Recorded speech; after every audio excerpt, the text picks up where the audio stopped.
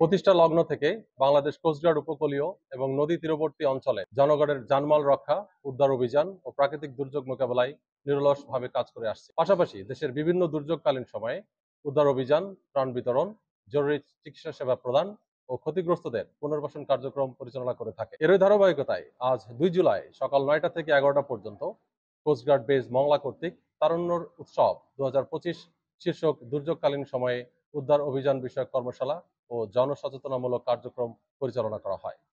উক্ত কর্মশালায় মংলার বিভিন্ন স্থানীয় স্কুল ও কলেজের শিক্ষার্থী, কিশোর ও তরুণদের সম্পৃক্ততায় প্রাকৃতিক দুর্যোগের উপর বিশেষ আলোচনা ও অগ্নি নির্বাপনের ওপর ব্যবহারিক প্রশিক্ষণ অনুষ্ঠিত হয়। বাংলাদেশ কোস্টগার্ড জনগণের জানমাল রক্ষা ও প্রাকৃতিক দুর্যোগ মোকাবেলায় এ ধরনের কর্মশালার মাধ্যমে সচেতনামূলক কার্যক্রম চলমান রেখেছে এবং ভবিষ্যতেও রাখবে।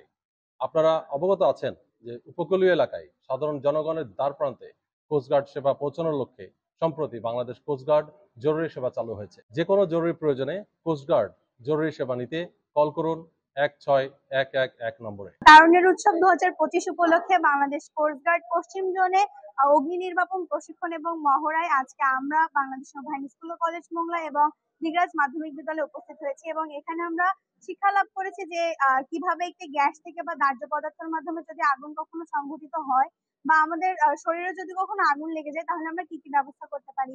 তারুণ্যের উৎসবের ২০২৫ বাংলাদেশ কোস্টগার্ড আমাদেরকে আমন্ত্রণ করে এখানে নিয়ে এসেছেন। এই জায়গাটা আমাদের খুবই ভালো লেগেছে এবং এখানে আমরা যেটা শিখতে পেরেছি সেটা আমাদের জীবনে খুবই কার্যকর। যেমন এখানে ফায়ার সার্ভিসের কিছু বিষয় আমরা শিখেছি।